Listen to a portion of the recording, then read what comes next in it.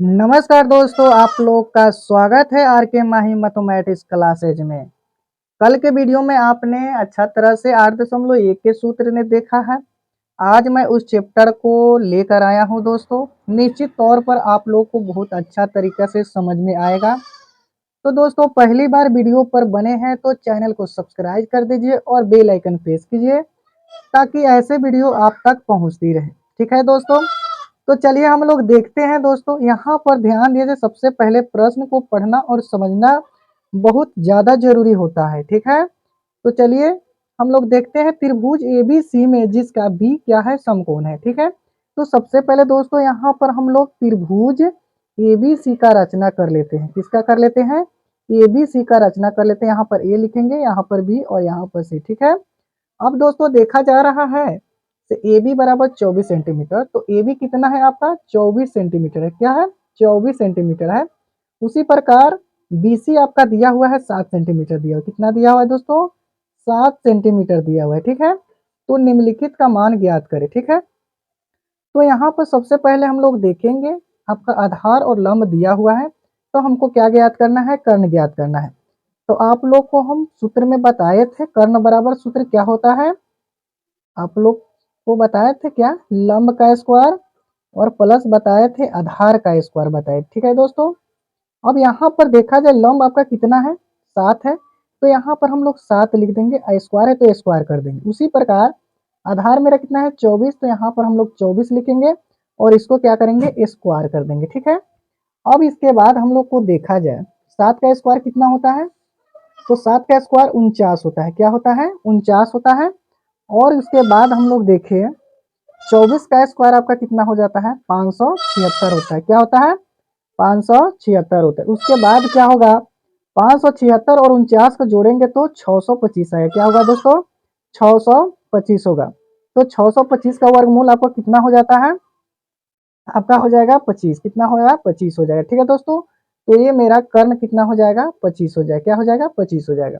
अब उसके बाद हम लोग क्या ज्ञात करना है? प्रश्न में क्या दिया हुआ है?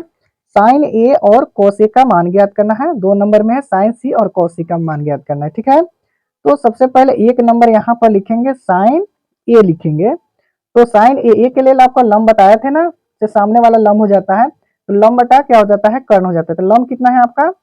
लंब बटा क्या हो जाएगा दोस्तों? लंब बटा क्या हो जाता है?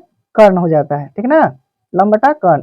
तो लंब कितना है मेरा? 7 है और कर्ण कितना है? 25 है। ठीक है, ओके। अब इसका साइन क्या हो जाएगा?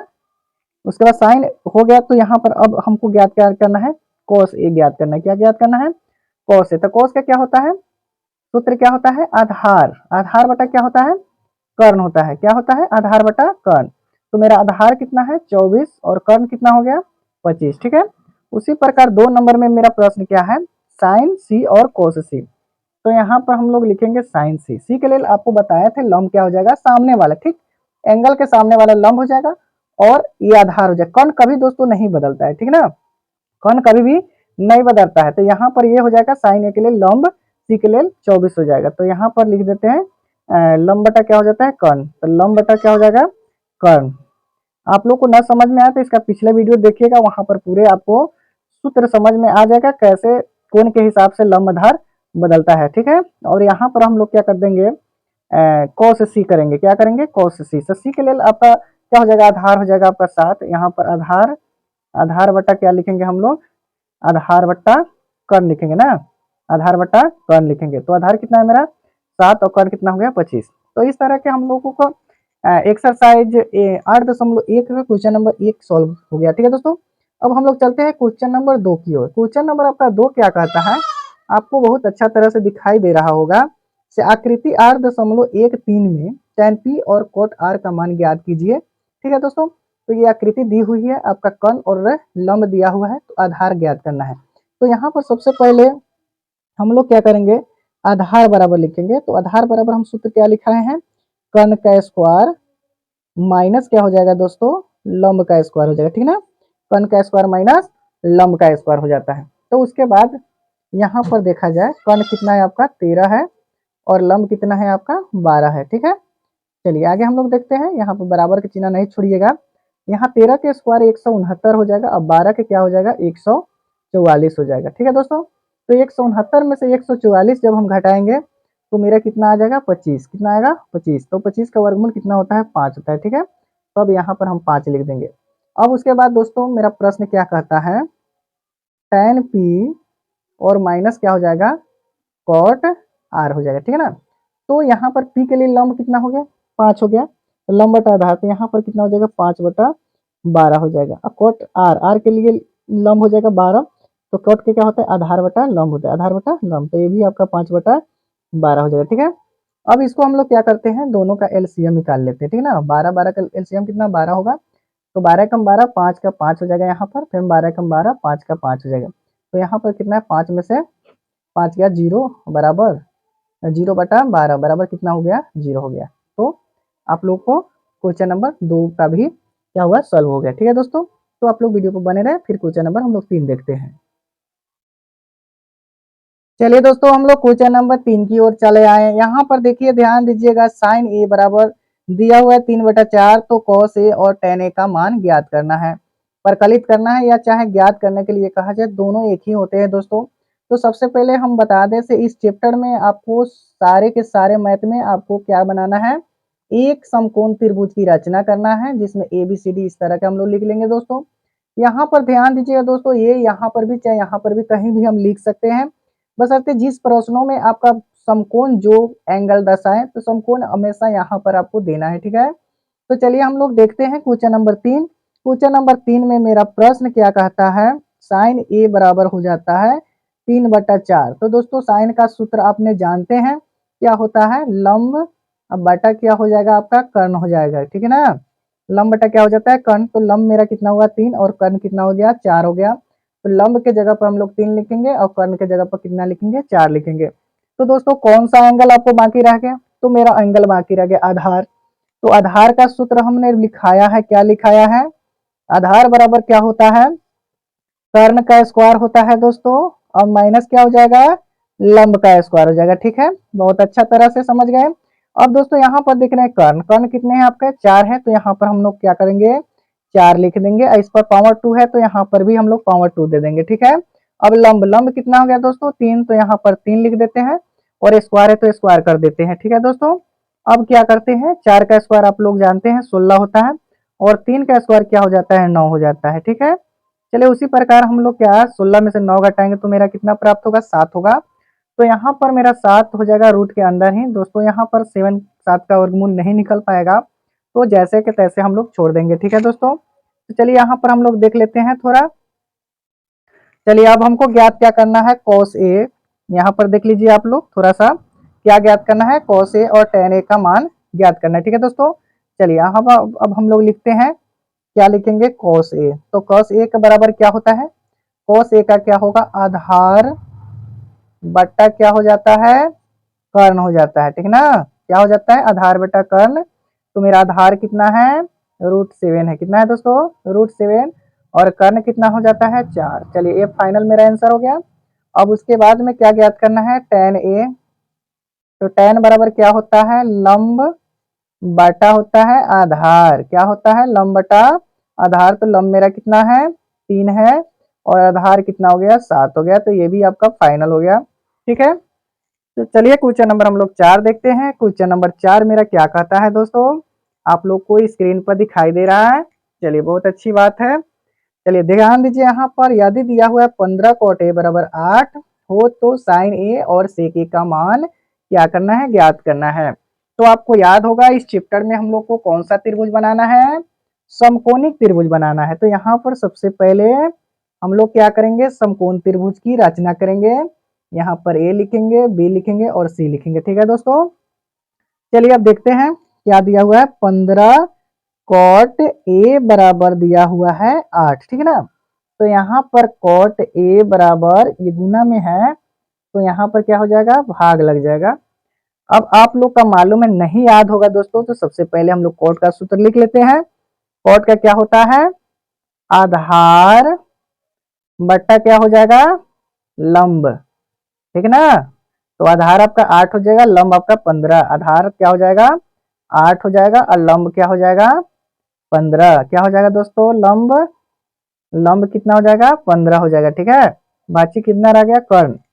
तो यहाँ पर हम लोग कर्ण का बराबर कर्ण का स्क्वायर, कर्ण बराबर क्या जानते हैं, लंब का स्क्वायर प्लस क्या जानते हैं, आधार का स्क्वायर। ठीक है, तो कर्ण का स्क्वायर, कर्ण बराबर क्या हो गया, लंब का स्क्वायर प्लस आधार का स्क्वायर। तो लंब मेरा कितना है, लंब मेरा कितना हो जाएगा 15 और प्लस है तो प्लस दे दिए, आधार मेरा 8 है तो 8 कर दिए। ठीक है, चलिए बहुत अच्छी बात है। 15 का स्क्वायर आपको याद है 225 होता है, कितना होता है 225, और 8 का स्क्वायर कितना हो जाता है 64 हो जाता है। ठीक है, चलिए बहुत अच्छी बात है।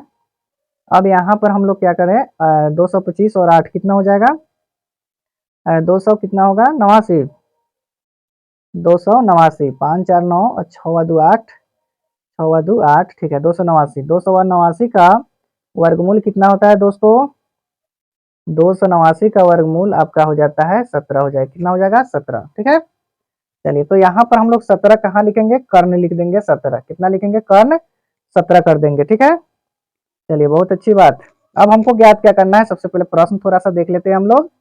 यहाँ पर साइन ए और सेक ए का मान ज्ञात करना है, तो यहाँ पर हम लोग साइन लिखेंगे, साइन बराबर क्या होता है, लंब बटा क्या होता है दोस्तों, कर्ण होता है, क्या होता है लंब बटा कर्ण। तो लंब मेरा कितना है 15 है और कर्ण कितना है 17 है, यहाँ पर सॉरी दोस्तों, यहाँ पर 17 होगा। ठीक है, चलिए हम 17 लिखना चाहिए, लिखा गया है। ठीक है, तो चलिए अब उसके बाद हम लोग सेक जानेंगे। सेक, सेक का क्या हो जाएगा, सेक का होता है कर्ण बटा आधार होता है, क्या होता है कर्ण बटा आधार हो जाएगा। ठीक है, तो कर्ण कितना हो जाएगा मेरा 17 हो जाएगा, आधार कितना हो जाएगा 8 हो जाएगा। ठीक है, तो यही मेरा आंसर हुआ। ठीक है दोस्तों, तो हम लोग क्वेश्चन नंबर 5 की ओर चलते हैं।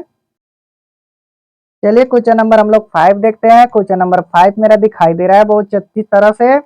यदि सेक थीटा बराबर 13/12 हो तो अन्य सभी त्रिकोणमितीय अनुपात ज्ञात करें, चाहे प्रकलित कीजिए, बात वही होता है, मान ज्ञात कीजिए आप प्रकलित कीजिए। तो सबसे पहले ध्यान दीजिएगा, त्रिकोणमितीय अनुपात 6 होते हैं।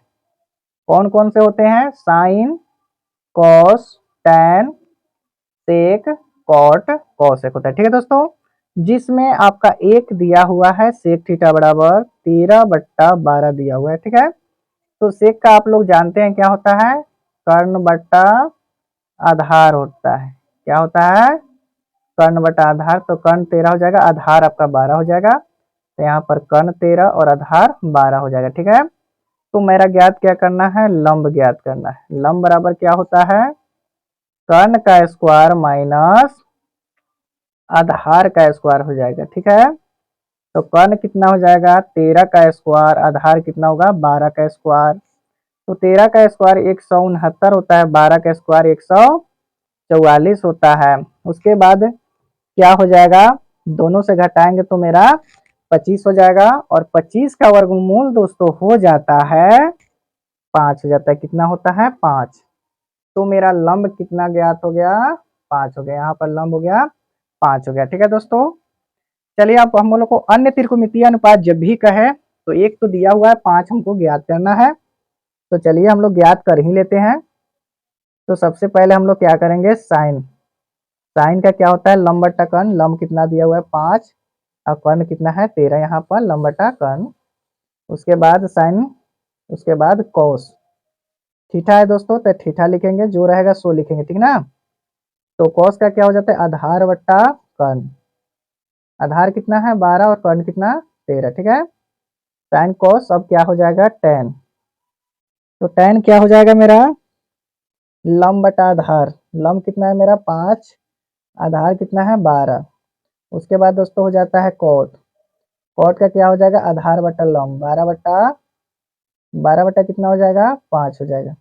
तो साइन कॉस टेन कॉट, उसके बाद क्या हो जाएगा कोसेक, तो कोसेक का क्या हो जाता है कर्ण बटा क्या हो जाएगा लंब हो जाएगा। ठीक है, तो 5 त्रिकोणमितीय अनुपात ज्ञात हो गया, 1 2 3 4 5। ठीक है, तो यही मेरा क्या हो जाएगा दोस्तों आंसर हो जाएगा। ठीक है, चलिए अब क्वेश्चन नंबर 6, जो अधिकांश विद्यार्थियों को देखा जाता है काफी इस मैथ में परेशानियों का कारण झेला है। ठीक है दोस्तों, तो ऐसे मैथ से अब झेलना बंद कीजिए, क्योंकि हम इसको अच्छी तरह से सॉल्व कराएंगे। ध्यान दीजिएगा, दिया हुआ है कोण ए और कोण बी न्यून कोण हो तो cos ए और cos बी, तो दिखाइए कोण ए और कोण बी बराबर ज्ञात करना है। कोण ए और कोण बी, न्यून कोण आप लोग जानते हैं क्या होता है, 90 डिग्री से छोटा और 0 डिग्री से बड़ा कोण को हम लोग न्यून कोण कहते थे। न्यून कोण यहाँ और यहाँ लिखेगा, ठीक है दोस्तों। तो यहाँ पर सी आपका क्या हो जाएगा, समकोण हो जाएगा। तो लिखेंगे यहाँ पर चूंकि कोण ए और कोण बी क्या हो जाएगा, न्यून कोण होगा, न्यून कोण होगा, ठीक है दोस्तों। तो कोण सी बराबर 90 डिग्री, ठीक है। अब क्या करेंगे, दिया है, दिया है का मतलब प्रश्न में क्या दिया हुआ है, cos ए बराबर cos बी दिया हुआ है, ठीक है। चलिए, तो ए के लिए लंब ये हो जाएगा, तो cos का क्या होता है, आधार बटा कर्ण होता है। ए के लिए लंब ये हो जाएगा, तो आधार बटा कर्ण, आधार क्या हो जाएगा ए सी, या कर्ण क्या होगा ए बी, ठीक है। उसी प्रकार बी के लिए लंब ये हो जाएगा, तो आधार ये होगा बी सी बटा ए बी, ठीक है दोस्तों।